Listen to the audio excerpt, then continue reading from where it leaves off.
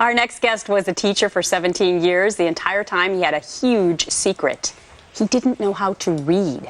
John Corcoran is now a literacy advocate who founded the John Corcoran Foundation. Good morning to you, John. Good morning. I think people will hear this and they'll think, teacher, 17 years, could never read a word when you were standing in front of the classroom. How the heck did that happen? Well, I could read a few words in terms of guessing at them, but I could not read, write, or spell my native language. And I think my story is embarrassing personally and certainly shame-based, but it gives me an opportunity. I think the teacher who couldn't read is the headline. The story is America has a literacy epidemic. And we've been passing people through our schools for socially promoting them for about 60 years. About 25% of the population learns to read like birds learn to fly, and they just walk by the library and they get it, and they're blessed, and they underestimate the power and the gift that they have. And on the other end of the spectrum, where John Corcoran was, we struggle with processing language and learning to read. We are not dumb. But no, and John, I know that's your point, that people who cannot read, don't equate that with being stupid. You're here to prove that. But I want to know, how could you get away with this, for lack of better terminology, for all these years? Well, as a child, I went to school like most children with high hopes to learn how to read, write, and spell. Most children learn to read by the time they're in the 3rd grade and then spend the rest of their academic career reading to learn. When I got into middle school, I couldn't read, I couldn't compete, and there is no equal opportunity for a child in school that can't read. So I misbehaved. I disrupted my own education. I gave up on the system. The system gave up on me. I had fights in school. I was a truant. I was so that's you detracted the attention away from not being able to read. But here's the question that I'm thinking about all last night when I'm reading up on your story. And I'm thinking, at what point do you decide to take personal responsibility to go to somebody and say, guess what? I can't read. I think that's a question that's a fair question, but I want to tell you that I took that responsibility when I was 6 years old. I had high hopes to learn to read, and I always wanted to learn to read. People that can't read and in America today, they can't compete.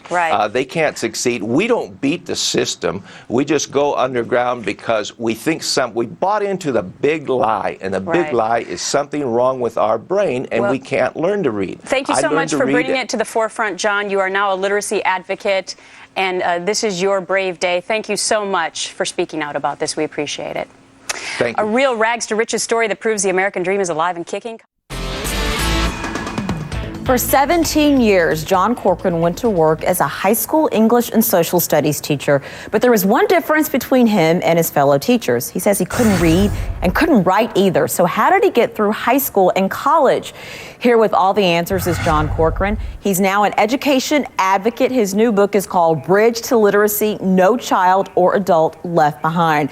Okay, Mr. Corcoran, there is functionally illiterate and there is I can't read at all. You're telling us you couldn't read at all?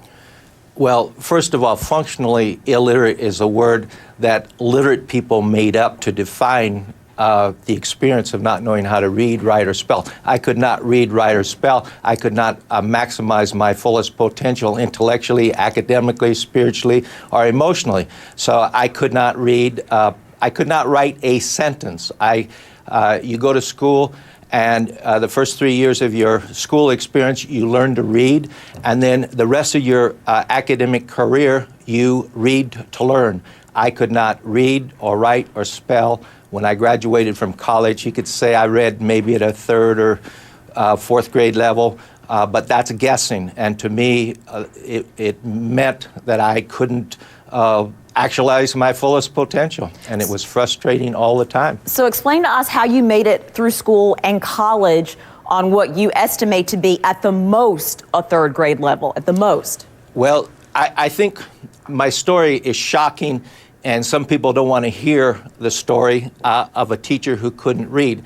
And one of the things I think it's important for the audience to understand that being a teacher is a greater moral dilemma for John Corcoran and the nation than being a little boy that goes to school with high hopes and is told that he's going to learn to read when he's in the second and third grade. And so as a child, I didn't do anything. I went there innocently, like all little children go to school to learn to read. The school is a dominant written culture. I mean, if you cannot read and write past the third grade level, there's no way you can succeed. So by the time I got to the fifth grade, I was now an outlaw. I was rebellious. I got in trouble. I was suspended. I was expelled. I spent a lot of time in the principal's office.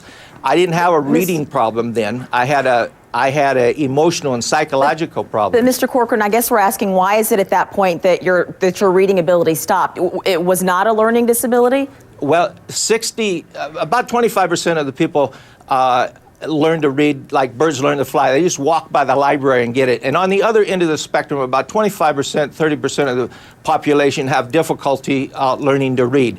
And I was at that spectrum. And I'm not the only person that was passed through the system. We've had social promotion for over 60 years now. So we've just passed people through. And the question you asked me about how I trick people, I didn't trick anybody. We've institutionalized illiteracy in school. So we've been passing people through the school for a long time. It wasn't until I got to high school that I went underground and I started cheating. And when I went to college, I was a desperate person there with an athletic scholarship.